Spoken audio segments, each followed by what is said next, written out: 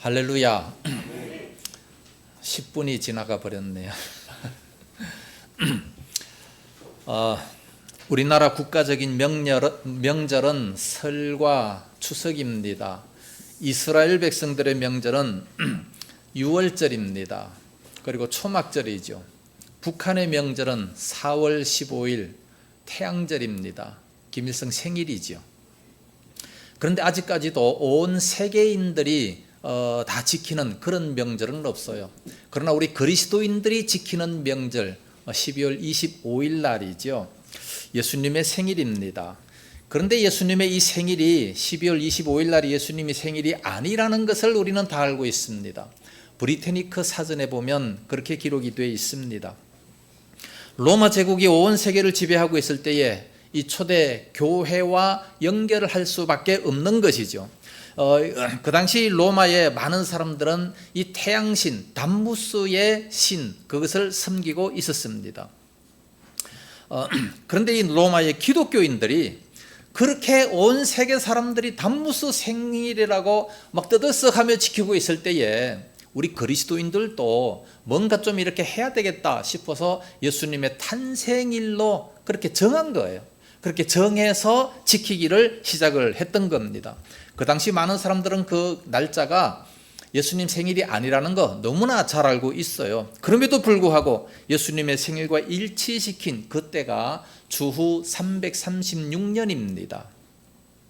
336년부터 이제 그렇게 지키기 시작했는데 그래서 많은 사람들이 이날이 예수님 탄생일이 아닌 것을 알기 때문에 424년까지 성탄절을 제대로 지키지 않았습니다.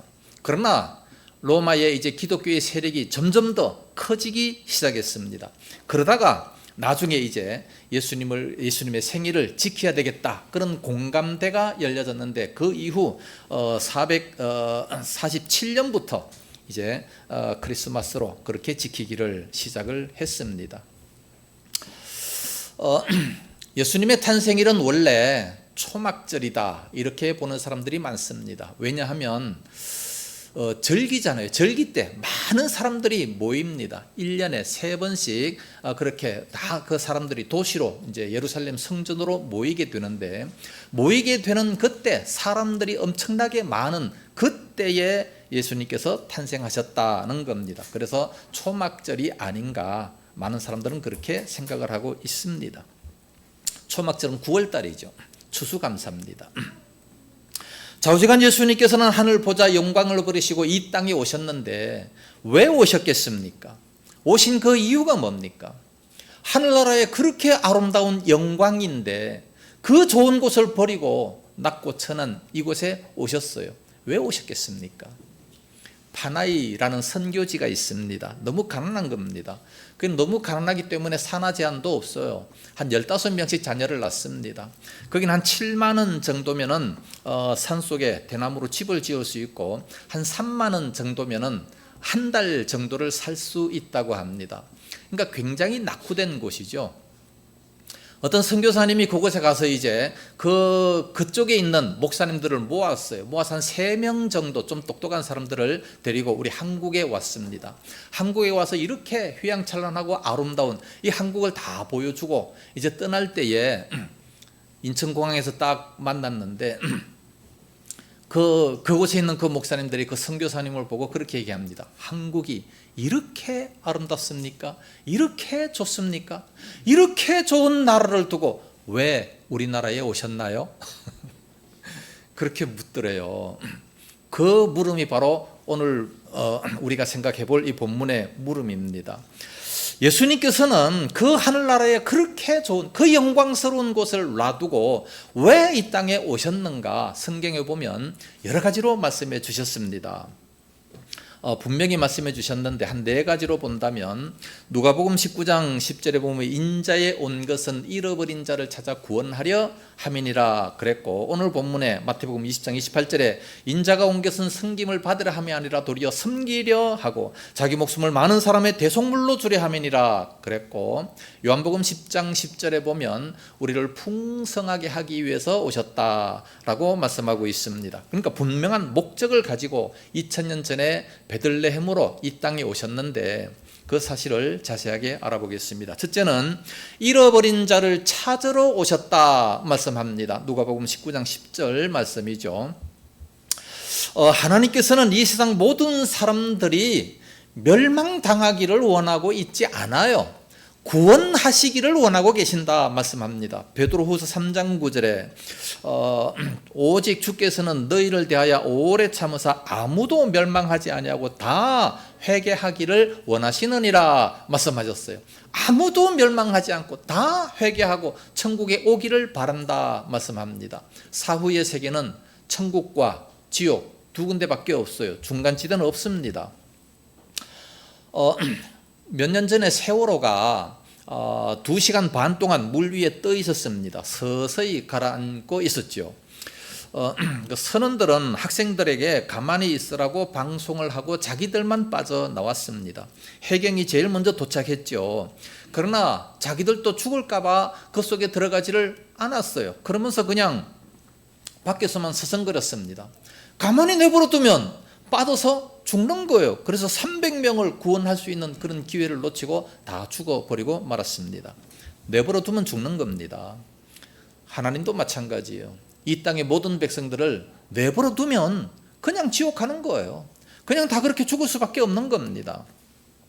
그러나 그렇게 잃어버린 자를 찾아서 구원하기 위해서 예수님께서 이 땅에 오셨다 말씀합니다. 이 얼마나 좋은 소식입니까? 이 얼마나 은혜로운 말씀입니까? 어떤 거지가 시골길을 가다가 굉장한 집에서 잔치하는 것을 봤어요. 거기에 들어가니까 막 온갖 산의 진미 맛있는 것들이 너무나도 많아요. 아무나 다 초청해서 와서 먹어라, 잔치니까. 그래서 거지가 거기 들어가서 실컷 먹고 막 배를 두드리면서 그러고 나왔어요.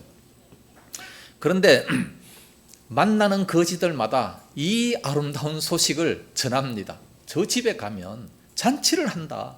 거기 가면 실컷 먹고 나올 수 있어. 빨리 가. 막 그렇게 자랑을 하며 다닙니다. 이게 바로 열왕기하 7장의 말씀입니다. 나병 환자가 4명이 있는데 배가 고파 죽을 지경입니다. 그때 아란 진영에서 그 이스라엘 성을 다 포위를 했기 때문에 먹을 것이 없어가지고 다 굶어 죽을 지경이에요. 그때에 이 거지 문둥병자들이 생각을 합니다. 우리가 여기 있어봤자 얻어먹을 수 없고 굶어 죽을 것은 뻔한데 차라리 저 아람 진영 원수 나라에 가서 거기서 먹을 것을 좀 구해보자. 그들이 우리를 죽이면 죽고 가만히 있어도 그냥 굶어 죽을 터인데 죽이면 그냥 죽는 것이고 거기 한번 가서 얻어먹어보자. 그러면서 아람 진영으로 막 터덜터덜하면서 갔는데 거기에서 사람들이 막 온갖 산의 진미를 다 만들어 놓고 막 먹으려고 하는데 터덜터덜 걸어오는 이 발자국 소리를 하나님께서 한 1000배로 그냥 뻥튀기를 해가지고 엄청나게 큰 소리가 들리게 한 거예요. 그랬더니 그 아람 진영에서 그 많은 군대들이 다 놀라서 저 이스라엘 백성들이 연합군을 불러가지고 우리를 치러 온다. 다 도망가 버렸어요. 그 맛있는 것을 다 만들어 놓고 막 먹으려고 하는데 그 소리가 들려가지고 그대로 놔두고 다 도망가 버리고 말았어요. 그러니까 그 가서 그냥 실컷 먹고 집어 던지고 난리를 치고 그러다가 우리가 여기에 가만히 있으면 우리들에게 화가 임한다. 빨리 가서 이 좋은 소식을 이스라엘 진영에 전해야 된다. 그러면서 막 기뻐서 뛰어가서 이스라엘 백성들에게 전하지 않았습니까? 우리가 오늘날 얼마나 좋은 소식을 가지고 있습니까? 예수님 믿으면 공짜로 천국 갑니다. 이렇게 좋은 소식, 돈을 얼마를 줘야 우리가 천국 갈 수 있겠습니까? 우리가 심지어 미국 간다 할지라도 한 150만 원, 200만 원 비행기 값을 줘야 되는데 저 아름다운 파라다이스 천국 나라를 가는데 공짜로 갈 수 있다는 거예요. 이렇게 좋은 소식을 우리가 전하지 아니하고 가만히 있다면 어떻게 되겠습니까? 고린도전서 9장 16절에 만일 복음을 전하지 아니하면 내게 화가 있을 것입니다. 이렇게 아름다운 이렇게 좋은 소식을 전해주셨는데 그래서 예수님께서는 구원을 시키기 위해서 이 땅에 오셨다라고 말씀하고 있습니다. 우리는 다 예수 믿고 구원 받았어요. 그러면 이 좋은 소식을 우리도 전해야 되는데 전하지 않으면 화가 있다 말씀합니다. 이것을 복음이라고 합니다. 좋은 소식이죠. 두 번째, 우리 예수님은 섬기러 오셨습니다. 오늘 본문 마태복음 20장 28절 상반절에 인자가 온 것은 섬김을 받으라 함이 아니라 도리어 섬기려 하고, 예수님은 우리를 구원시키실 뿐만 아니라 우리를 섬기기 위해서 오셨다 말씀합니다. 그러기에 기독교는 사랑입니다. 그래서 우리 예수님의 영을 받은 모든 사람들은 이 사랑을 받아서 다른 사람들을 섬기고자 합니다. 전 세계적으로 집 없는 사람들에게 집을 지어주는 단체가 있습니다. 헤비다트라고, 이 보금자리라는 뜻입니다. 헤비다트, 이런 집을 지어주는 단체가 있는데 그 창설자가 누구냐? 밀라드 풀러라는 사람입니다. 이 사람은 미국에서 1960년대에 아주 소문난 백만장자였습니다. 사업이 너무나도 잘 됐습니다. 그냥 하는 것마다 잘 되니까 낮에는 돈 벌고 밤에는 돈 세느라 정신없고, 그러다 보니까 시간이 너무 잘 지나가고 가정을 돌볼 시간이 없어요. 낮에는 돈 벌고 밤에는 돈만 세고, 그러다 보니까 어느 날 돈을 세고 봤는데 가족 식구들이 아무도 없습니다. 그 옆에 보니까 편지가 있어요. 당신은 또 돈 벌 궁리나 하세요? 돈이나 실컷 세다가 혼자 가세요. 그래서 그냥 가족이 다 가버렸어요. 그게 충격을 받아가지고 그대로 놔두고, 그리고 식구들을 찾으러 다녔습니다. 간신히 가족을 만나가지고 자기의 잘못을 빌고 용서를 구했습니다. 그리고 아내와 함께 조지아 주에 가서 기독교 공동체를 만들었습니다. 재산을 다 정리했어요. 회사도 다 정리했습니다. 호숫가에 있던 멋진 별장도 다 팔았어요. 타고 다니던 자동차도 팔고 말도 팔고 전 재산을 다 정리를 해서 아프리카 콩고 빈민촌으로 들어갔습니다.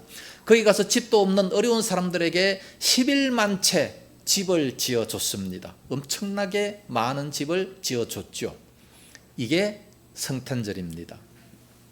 예수님의 영을 받은 사람들은 예수님을 본받아서 우리들도 시간과 재물을 허비하면서 섬기고자 하는, 이런 사랑하게 되는 이런 모습을 가지게 된다는 겁니다.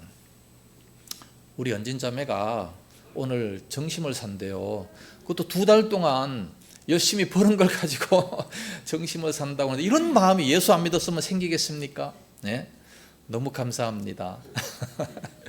예수 믿는 사람들은 이렇게 섬기기를 잘해야 돼요. 그러면 어디를 가도 인정을 받고 사랑을 받고 축복을 받게 되는 거죠. 예수님께서 분명히 말씀하셨습니다. 사도행전 20장 35절에 주는 자가 받는 자보다 더 복이 있다 하심을 기억하여야 할지니라. 분명히 기억하라고 말씀하셨음에도 불구하고 우리는 다 잊어버리고 그냥 내가 조금이라도 더 뺏고 내가 조금이라도 더 가져야 복이다라고 생각하는 사람들이 너무나도 많아요. 왜 성경을 안 읽습니까? 하나님 말씀을 읽어야지 세상에 헛된 것은 읽으면 안 됩니다. 세 번째, 대속물로 주려고 오셨어요. 28절 하반절 보니까 자기 목숨을 많은 사람의 대속물로 주려 함이니라 그랬습니다. 세계 인구의 90%가 종교를 가지고 있습니다. 그런데 그 종교의 95%가 제사의 피를 흘리고 있습니다. 우리나라의 제사의 전형적인 것은 돼지머리죠. 돼지를 잡아서 돼지 머리를 갖다 놓고 제사를 드립니다. 이게 바로 피를 흘리는 거 아니겠습니까? 사람은 죽일 수 없으니까 동물을 잡아서 그렇게 피를 흘립니다. 어떤 목사님이 발리에 휴양하러 갔습니다. 그 발리에 가니까 교회가 하나 있는데 80명 모이는 교회입니다. 주일 예배에 참석하려고 했습니다. 목사가 된 후에 처음으로 주일 설교를 안 하고 이제 쉬겠다 그렇게 생각을 하고 거기서 예배를 드리려고 했는데 밤 11시에 그 담임 목사가 찾아오더니 영어 번역할 사람을 찾았습니다. 당신이 꼭 설교를 좀 해주세요. 그래가지고 밤 새벽 2시까지 그냥 영어 설교 준비를 이렇게 하고 그 다음날 이제 설교를 했대요. 설교를 하면서 100불 헌금을 드렸답니다. 100불이면 우리나라 돈으로 지금 한 14만 원 정도 되죠. 그걸 드렸더니 점심시간에만 난리가 났다는 거예요. 왜냐하면 한 달 헌금이 2만 5천 원인데 그 교회 한 달 헌금이 2만 5천 원이래요. 그런데 100불을 드렸으니 14만 원 드린 거 아닙니까? 5배를 드렸어요. 그러니까 난리가 난 거지요. 우리 교회가 아마 한 달 헌금이 1,000만 원이다. 그랬으면 누가 와가지고 5천만 원 헌금했다. 그럼 난리가 나는 거예요. 그래서 그래 헌금하니까 너무나도 그 사람들이 좋아가지고 그 다음 날이 무슨 날이냐 하면은 정결케 하는 예식 날이라는 거예요. 그 민족적으로 발리는 90%가 힌두교인데 700마을에 2100 힌두 사원이 있다고 합니다. 근데 정결케 하는 날이 그 다음 날이라는 거예요. 그래서 그걸 이제 구경시켜 주러 이렇게 갔는데 닭 2마리를 붙잡아 가지고 싸움 닭입니다. 싸움 닭 2마리를 붙잡아 가지고 발끝에 칼을 매요. 그리고 막 싸움을 시킵니다. 그러면은 막 싸우니까 막 온 집안에 피가 막 낭자하게 튑니다. 그리고 막 죽기 직전에 다시 풀어주고 깨끗이 치료를 해준대요. 그 다음 해에 또 싸워야 되니까. 그러면서 그 피가 묻으면 그 집은 정결해진다. 그렇게 생각을 한다는 겁니다. 말도 안 되는 소리지만 그 문화가 그렇다는 거예요. 닭 피로 그렇게 정결 예식을 하지만 그러나 사람 피로 하는 그런 나라도 있답니다. 아직 보지는 못했는데 멕시코에서 1300년대에 그런 일이 있었답니다. 국가적으로 뭐 큰 재앙이라든지 뭐 가뭄이라든지 뭐 태풍이라든지 이런 것이 오면 흠 없는 처녀 한 사람을 골라서 한 달 동안 실컷 하고 싶은 거 다 하도록 만들어 준대요. 다 하도록 그렇게 만들어 주고 이제 그에게 온 몸에다가 이제 막 칠을 해가지고 그 피라미드 꼭대기에 올라가서 제사장이 심장을 찔러서 그 피를 거기다가 뿌린답니다. 그러면 그 나라가 전체적으로 정결하게 된다라는 그런 전설을 믿었는지 뭘 믿었는지 지금은 아마 없을 거예요. 자, 어쨌든 그런 나라의 운명을 결정해 준다라고 생각을 했다는 겁니다. 발리의 닭피라든지 이렇게 사람 피라든지 뭐 흠 없는 처녀 이 다 대속물입니다. 그런데 우리 예수님께서 이 땅에 오셨는데 왜 오셨느냐? 전 인류의 죄를 대속하기 위해서 오셨다고 말씀합니다. 분명히 그렇게 대속물로 주려고 내가 이 땅에 왔다라고 합니다. 그 사실을 믿는 자마다 어떻게 된다고요? 하나님이 독생자를 주셨는데 믿는 자마다 영생을 얻게 하려 하심이라. 영원한 생명을 주려고 대속물로 오셨다 말씀합니다. 너무너무 귀중한 말씀이죠. 그래서 예수님은 이 땅에 대속물로 주시기 위해서 죽으려고 이 땅에 오셨다 말씀합니다. 하늘나라의 그 아름다운 영광 보좌를 다 버리고 죽기 위해서 이 땅에 오신 거예요. 그러니까 우리 예수님은 거룩하신 분이죠. 하나님이 아니고서야 어떻게 그렇게 하실 수가 있겠습니까? 우리를 위해서 생명을 주셨기 때문에 우리도 주님을 위해서라면 생명을 바칠 수 있는 그런 모습이 돼야지요. 아버지가 딸에게 성탄 선물을 줍니다. 멋지게 포장을 해가지고 리본을 딱 달고 딸에게 선물을 딱 줬어요. 그것을 받은 딸이 너무너무 좋아가지고 흡족해 하면서 그 리본을 자기 머리에 딱 띄더니 아빠한테 가서 딱 안깁니다. 그러면서 아빠 내 선물이에요. 내가 아빠 선물이에요. 나를 받으세요. 그것을 받은 그 아빠가 너무나도 흡족해 합니다. 12월 19일 날이 우리 둘째 주희 생일이었습니다. 카톡으로다가 주희야 생일 축하한다 그랬더니 뭐라고 왔는지 아십니까? 엄마 아빠의 보물인 주희를 낳아주셔서 너무너무 감사합니다. 그렇게 왔어요. 그러니까 또 우리 집사람이 쓰기를 우리 보물 주희야 사랑한다. 스스로 보물인 줄로 알아요. 그렇게 우리가 예수님의 생일날에 주님은 생명을 우리들에게 주셨어요. 우리는 뭘 드려야 됩니까? 나를 드려야 돼요. 나 자신, 내 몸을 드려야 돼요. 대부분 많은 사람들 교회 왜 안 나오냐 물으면 돈이 아까워서 헌금하기 싫어서 교회 못 온다 이런 말을 많이 합니다. 그러나 고린도후서 8장 5절 말씀 보니까 먼저 자신을 우리의 몸을 주님께 드려야 된다라고 분명히 말씀합니다. 몸은 드리지 않고 마음은 하나도 없으면서 돈만 드린다. 그거 받으시겠습니까? 주님은 너무너무 우리를 사랑하시기 때문에 우리 몸을 바치는 것을 원하셔요. 우리가 몸을 드리고 또 그 정성으로 몸을 바친다는 그런 마음으로 물질도 바치게 되는 것이지 그런 마음도 없이 바친다면 주님께서 어찌 기쁨으로 받으시겠습니까? 그렇기 때문에 헌금보다 먼저 우리들의 마음을 주님께 바쳐야 됩니다. 할렐루야. 마지막 네 번째, 우리를 풍성하게 하기 위해서 오셨습니다. 요한복음 10장 10절에 도적이 오는 것은 도적질하고 죽이고 멸망시키려는 것뿐이요 내가 온 것은 양으로 생명을 얻게 하고 더 풍성히 얻게 하려는 것이라 말씀하셨습니다. 양으로 생명을 얻게 한다. 우리는 주님의 양입니다. 주님의 양이기 때문에 예수님은 우리의 목자라고 말씀하고 있죠. 목자는요, 양이 건강하게 잘 자라기를 바랍니다. 양이 잘 먹고 살찌고 젖도 많이 나고 털도 양질의 털이 되기를 목자는 간절히 바라고 있습니다. 그러니까 예수님은 우리가 이 땅에서 풍성하게 잘 살게 하기 위해서 오셨다라고 말씀합니다. 학교에 다니지 못한 어떤 무식한 할머니가 있었습니다. 경로 땅에 가서 처음으로 한글을 배웠어요. 한글을 배우고 난 다음에 처음으로 시를 썼는데 인상 깊은 시입니다. 사랑이라는 제목으로 시를 썼습니다. 이렇게 썼습니다. 눈만 뜨면 애기 얻고 밭에 가고 소풀 베고 나무하러 가고 밤에는 호롱불 밑에서 새끼 꼬고 밥 먹고 자고 새벽에 일어나서 또 아침하고 그러다 보니 사랑받을 시간이 없더라. 사랑받을 시간이 없더라. 오늘날 예수님께서 이 땅에 오셔서 식사할 겨를도 없으면서 열심히 사역을 하셨습니다. 우리의 사랑을 받을 시간이 없었다라는 말씀이에요. 그러면서 올라가시면서 사도행전 1장 11절에 갈릴리 사람들아 왜 하늘을 쳐다보느냐 내가 가심을 본 그대로 다시 오겠다라고 말씀을 하셨습니다.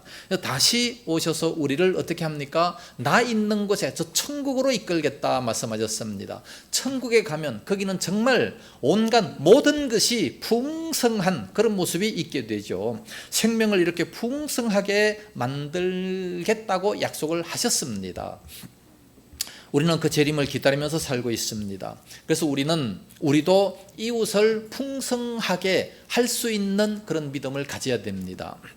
미국에서 있었던 이야기인데 성탄절입니다. 한 반의 아이들이 10명 정도 초등학교입니다. 반에서 선생님이 성탄절 선물을 아이들에게 나누어 줬습니다. 우리나라 같으면 똑같은 선물을 무조건 줘야 됩니다. 왜냐하면 차별한다. 이런 아픔을 참지 못하기 때문에 그래요. 비교의식이 너무 강합니다. 그래서 무조건 똑같은 걸 주는데 미국은 다양한 민족이기 때문에 여러 가지 다양한 선물을 준비를 했습니다. 그래서 이제 이 사람 저 사람 다 다른 선물을 받고 있습니다. 그런데 똑똑한 아이가 선물을 받고 보니까 멍청한 아이가 받은 선물이 더 좋은 걸로 생각이 되는 거예요. 그래서 바꾸고 싶어졌어요. 그래서 이 똑똑한 아이는 지혜롭게 말을 합니다. 우리 내기하자. 내기에서 네가 이기면 내 걸 너한테 주겠다. 내가 이기면 서로 선물을 바꾸기만 하면 돼. 그러니까 그래 좋아. 그러면서 자기가 이길 수 있는 내기를 제안했습니다. 따라하다가 그냥 바꾸게 됐어요. 그러니까 이제 이 똑똑한 아이는 선물을 바꾸고 난 다음에 좋아가지고 흐뭇해하고 있습니다. 그런데 그 반대의 사건이 일어났습니다. 멍청한 아이가 선물을 받고 보니까 똑똑한 아이가 선물을 가지고 있는 것보다 똑똑한 아이가 선물을 갖고 있는 것이 훨씬 더 좋게 보였어요. 바꾸고 싶어졌습니다. 그런데 안 바꿔요. 그런데 그 똑똑한 아이는 지혜롭기 때문에 이제 그 멍청한 아이에게 얘기합니다. 우리 내기에서 바꾸기를 할까? 그러니까 좋다 그러면서 바꾸기를 하자고 동의를 합니다. 그런데 내기에서 똑똑한 아이가 일부러 져줍니다. 그리고 바꿉니다. 바꾸고 나니까 멍청한 아이는 자기가 이겨서 바꿨다. 좋은 거를 차지했다. 라고 하면서 좋아합니다. 그런데 똑똑한 아이는 멍청한 아이가 그렇게 기뻐하는 모습을 바라보면서 기뻐합니다. 오늘 우리는 어디에 속합니까? 남의 것을 빼앗았기 때문에 내가 좋은지, 아니면 내가 다른 사람들을 기뻐해 줬기 때문에 그가 기뻐하는 모습을 바라보면서 나도 기뻐하는지 어디에 속합니까? 성탄절은 우리 예수님께서 우리로 하여금 풍성하게 하기 위해서 오셨습니다. 우리도 예수님의 영을 받았다면 상대방을 풍성하게 하고 상대방을 기쁘게 해줄 수 있는 이런 모습이 되어야 돼요. 지금 우리 사회는 어떻게 하면 상대방을 끌어내릴까? 어떻게 하면 상대방을 깜빵에 집어넣을까? 난리 부르습니다. 엄청나죠. 뉴스를 보기가 싫습니다. 우리들은 남의 것을 빼앗았기 때문에 그러므로 기뻐하는 것이 아니라 오히려 남을 유익하게 하고 남에게 풍성하게 하고 남을 더 이렇게 기뻐하게 하는 이런 사회가 된다면 얼마나 멋진 그런 사회가 될 수 있겠습니까? 예수님은 그런 것을 원하십니다. 이번 성탄절을 맞이해서 그런 마음을 우리가 가질 수 있어야 됩니다. 예수님께서 왜 오셨습니까? 결론적으로 말씀드리면 첫째, 잃어버린 자를 찾으러 구원하러 오셨다 그랬고, 두 번째, 섬기러 오셨습니다.